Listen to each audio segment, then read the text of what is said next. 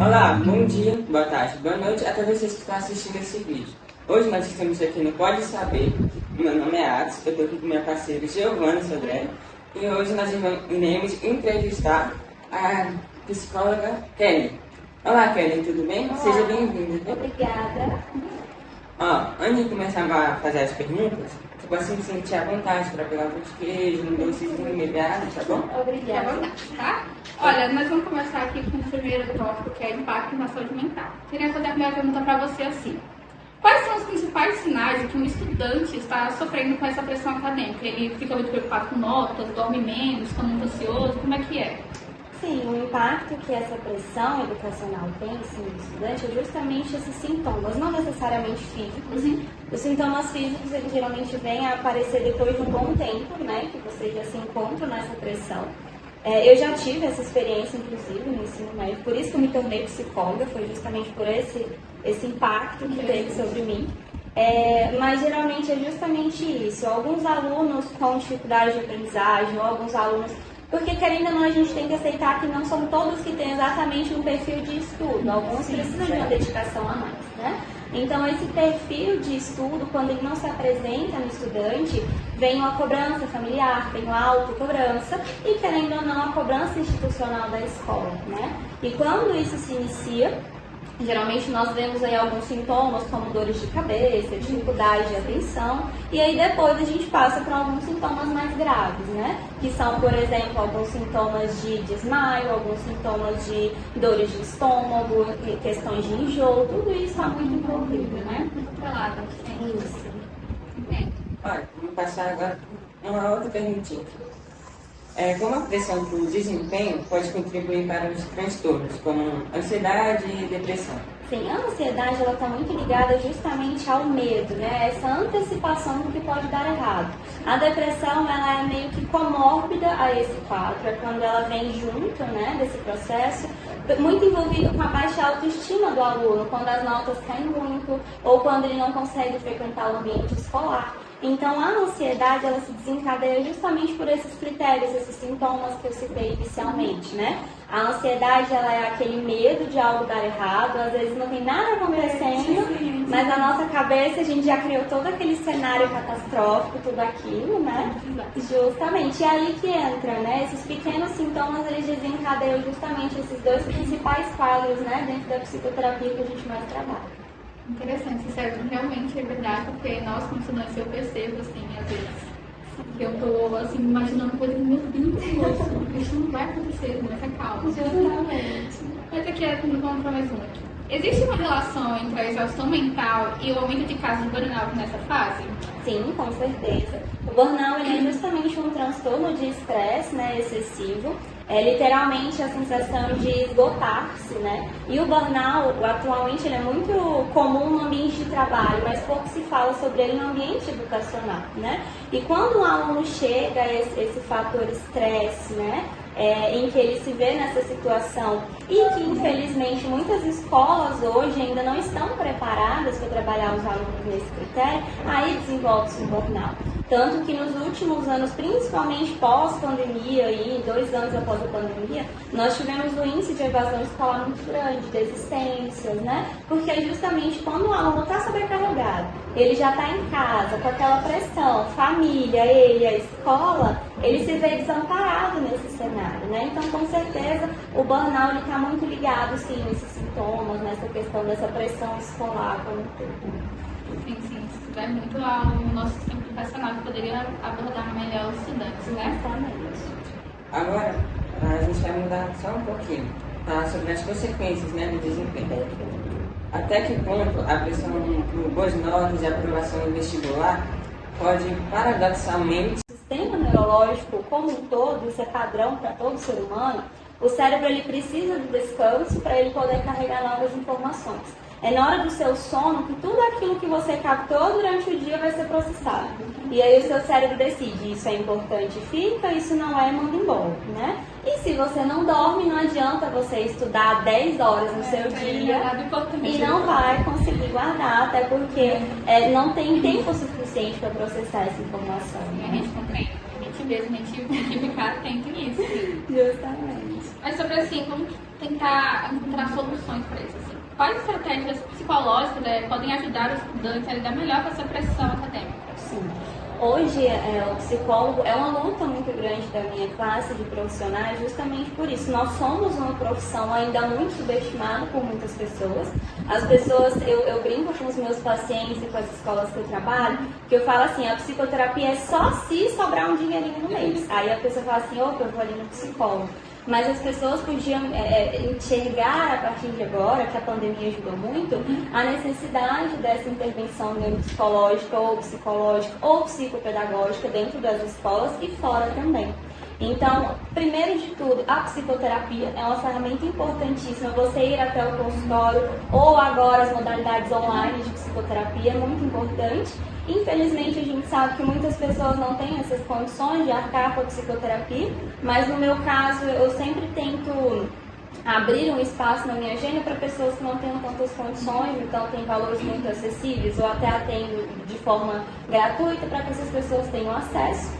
E infelizmente as pessoas enxergando isso, elas conseguiriam com certeza iniciar esse trajeto, né? Mas aí entra também questões como aprimoramento da escola, como um profissional dentro da escola, né? Que a gente sabe que não é a realidade de muitas escolas.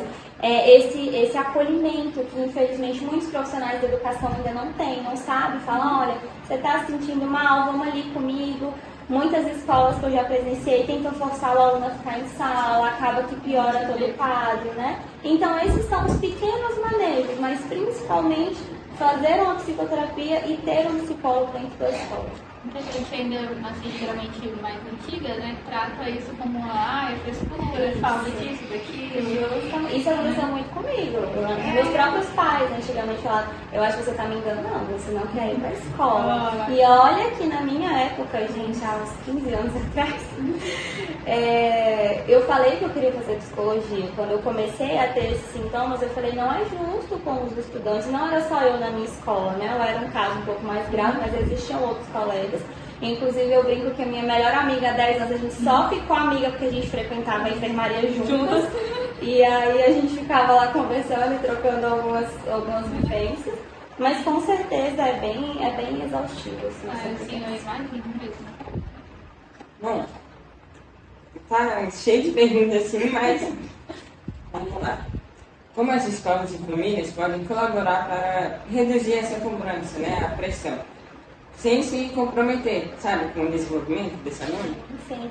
Então, muitos pais hoje buscam auxílio para compreender o que está acontecendo com o aluno, né? E nesse processo, eu acredito que entre família é o diálogo a parte crucial disso tudo.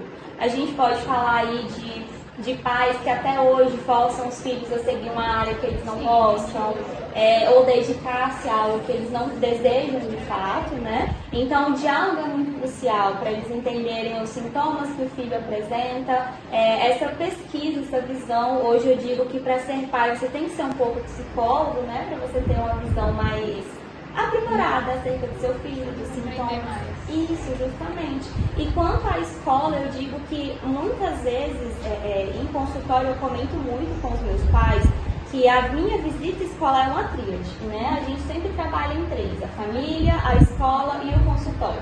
Nós somos uma tríade. Se não houver contato, se não houver conversa e troca, a gente não entende o que está acontecendo, né? Então, em consultório, muitas vezes o paciente chega, eu atendo muitos adolescentes na faixa etária de vocês, então às vezes muitos chegam no consultório, eu tô ótimo, e vai embora, eu tô bem. Eu falei, então o que esse ser humano está fazendo aqui? Você está tão bem assim.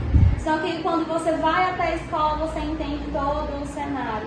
É natural que adolescentes na fase de vocês tenham medo de ter essa troca.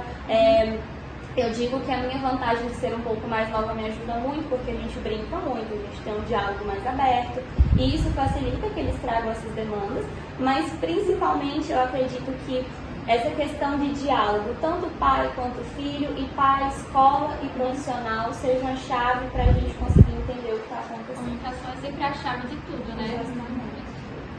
Mas assim, existe um equilíbrio saudável entre a dedicação dos estudos e a qualidade de vida? Assim, como é que a gente pode encontrar esse equilíbrio? Sim, claro. Um dos grandes manejos que nós temos no consultório é justamente esse fator. Vamos montar uma rotina, mas uma rotina saudável e que não é cansativa. Porque muitas pessoas hoje são anti-rotina, elas não conseguem fazer a mesma coisa todos os dias. Justamente. E a gente tem que entender. Então, essa é a maior luta do psicoterapeuta, como eu em consultório. É quando a pessoa chega e fala, Kelly, eu preciso equilibrar o meu estudo com o meu descanso. Aí eu pergunto, e que horas você vai dormir? 1h. E que horas você acorda? 5h30. Lindo. Finge que não sou eu, essa pessoa. Então a gente sabe que isso não é nada saudável. Porém, o manejo de montar-se uma rotina, que não necessariamente você precisa de um psicoterapeuta para fazer isso, mas com certeza nós temos uma visão mais aprimorada do que é saudável e do que não é, né? De até que ponto a gente precisa trabalhar. Porém, a principal ferramenta hoje no consultório é isso, né? A gente entender que, primeiro, enxergar os seus gatilhos. Os gatilhos são as causas da sua ansiedade. E depois que você enxerga, você consegue montar uma rotina em cima daquilo. Qual é o meu limite de estudo? Eu preciso entender o porquê que quando eu chego tal hora eu desmaio na minha cama, eu não consigo trabalhar, né? E principalmente esses gatilhos que surgem para nós, né, como fatores, eu diria, intrínsecos já, eles são cruciais na nossa rotina, a gente precisa identificá-los, né, para você saber, opa, aqui eu já não dou conta mais, aqui eu preciso procurar ajuda ou não, né, então eu diria que esses manejos começam daí, de você se conhecer, né, principalmente, conhecer o seu corpo e a sua mente, e depois, junto com um profissional, conseguir alinhar essa qualidade de vida, né. Acho que esse mundo todo tecnológico, cheio de redes sociais, assim, que inclusive são dados comprovados que ela aumenta o nível de ansiedade dos adolescentes. A gente está sempre constantemente sendo influenciado, enfiando informações para dentro da gente, então isso acaba que a gente não consegue processar direito as coisas, aumenta a ansiedade, a gente não consegue desenvolver uma qualidade de vida, né? Isso, com certeza. A rede social é, com certeza, eu não digo uma vilã, porque se eu tivesse internet na minha época da escola, eu teria sido muito feliz, mas eu diria que essas questões, como por exemplo, há muito polêmica agora a lei do não uso de celulares na escola, né? Em certo ponto, como estudante, eu ficaria muito revoltada, mas em outro ponto, como profissional, eu falo, meu Deus, obrigada, né? Finalmente a gente vai entender, vai deixar esse aparelho um pouco de lado para que consiga se ter o manejo real dentro de sala, né? Estimular a atividade do estudante, em vez de deixar eles presos ali a telas, né? Isso, exatamente. Olha, a ajuda de um especialista, como psicólogo ou terapeuta, pode ser uma alternativa viável para estudantes que se sentem sobrecarregados, sem pressão. Sim, com certeza. Principalmente, como eu disse a vocês, esse critério de conseguir identificar esses gatilhos. Às vezes a gente fala que é fácil, né, você perceber, assim, isso me deixa ansiosa, isso me deixa depressiva, mas é muito difícil, porque a ansiedade e a depressão, elas não vêm de uma vez, elas não te dão logo aquele baque que você sente, ela começa nos mínimos detalhes. É aquela dor de cabeça que você não sabe de onde vem, é aquele desânimo, você começa a achar que estudar não é para você, né? Então, quando você procura um profissional, eu digo para os meus pacientes que o meu consultório é aquele lugarzinho no mundo em que eles sabem que eles podem falar o que quiser, que eu nunca vou julgá-los por nada, afinal esse é o nosso papel. E dentro do consultório a gente trabalha o cerne da psicologia, né? Dentro de várias abordagens que nós temos, a minha é ligada ao comportamento humano, então a ansiedade está muito focada nisso. E dentro disso, quando o paciente chega no consultório, consegue se abrir com nós acerca de questões que muitas vezes a família e a escola não entendem, e você acolhe, em vez de julgar, ou dizer, por que você não estuda mais então? Por que você só não dorme mais cedo? A gente sabe que não é assim que funciona, né? Então, a compreensão, o afeto e o cuidado do profissional de psicologia, que às vezes as pessoas olham e veem que a gente tá assim, tá olhando pra vocês e fala, para de me analisar. Mas a nossa cabeça tá assim, e o pessoal já acha que a gente tá julgando horrores, né? Só que claro, virar algo automático, depois de um tempo, a gente olha pra você e fala, mas não é aquela coisa bruxaria, igual alguns pacientes chegam no consultório e falam, você já sabe tudo, né? Eu falo, não, calma, a gente tem que conversar, entender a sua demanda e tudo. Mas o profissional de psicologia, eu digo que ele muitas vezes é o pai e a mãe, o vô e a avó que a pessoa não tem. Que ela precisa contar, que a gente vai abraçar, que a gente vai chorar junto e que a gente vai compreender todo o processo, né? Isso é muito importante. É muito bom ter profissionais como você, porque às vezes a nossa própria família, eles se fecham para não conseguem entender o que a gente quer dizer, ou não querem escutar, não tem tempo, os nossos pais estão sempre trabalhando, eles chegam tarde em casa. Às vezes a gente não consegue se abrir, se sobrecarregar do estudo. E às vezes o sono não vem, aí vem aquela insônia, aí vem aqueles pensamentos expressivos. É isso mesmo. Mas E assim, realmente. com vocês terapeutas, psicólogos, né?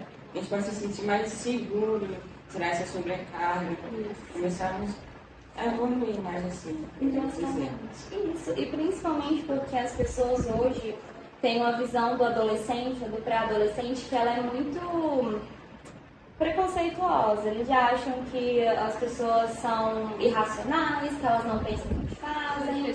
Isso, e no mundo de hoje, a minha geração, eu não tenho uma diferença tão grande assim pra vocês, tá?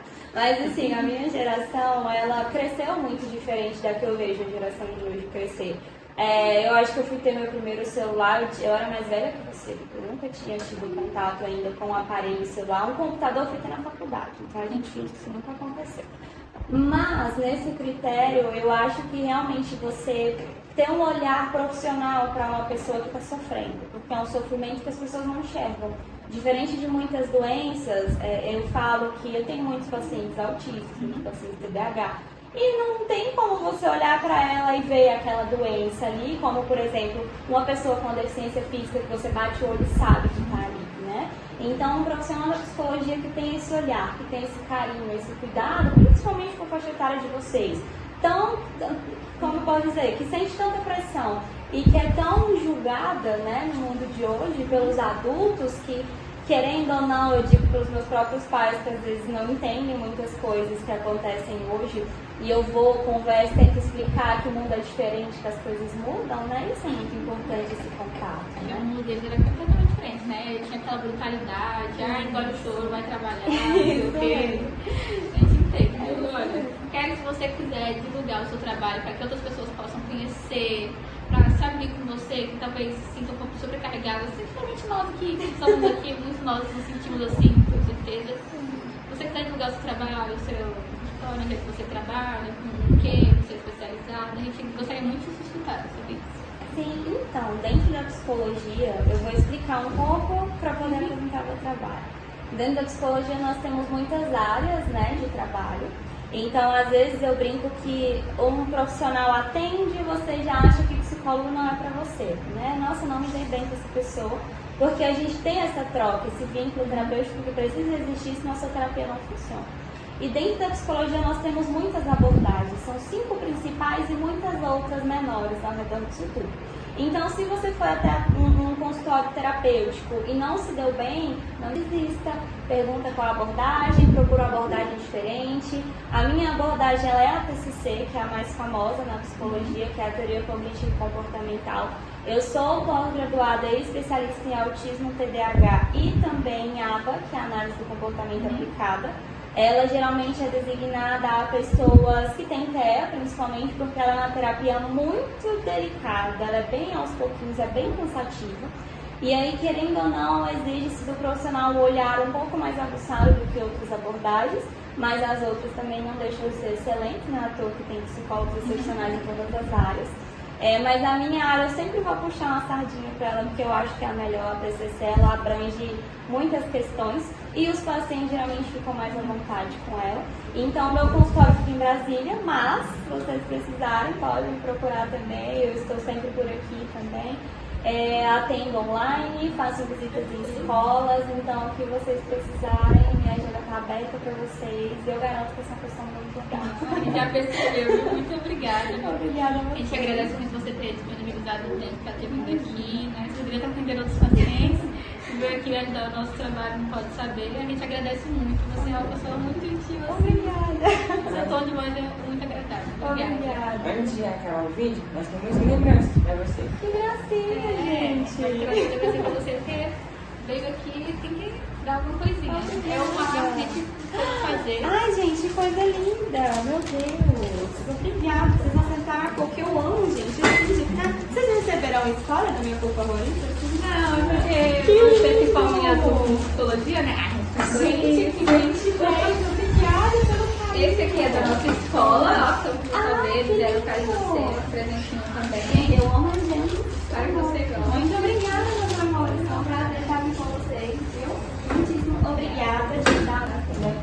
Qualquer coisa que vocês precisarem, eu tô por aqui, tá bom? Obrigada, viu? Obrigada.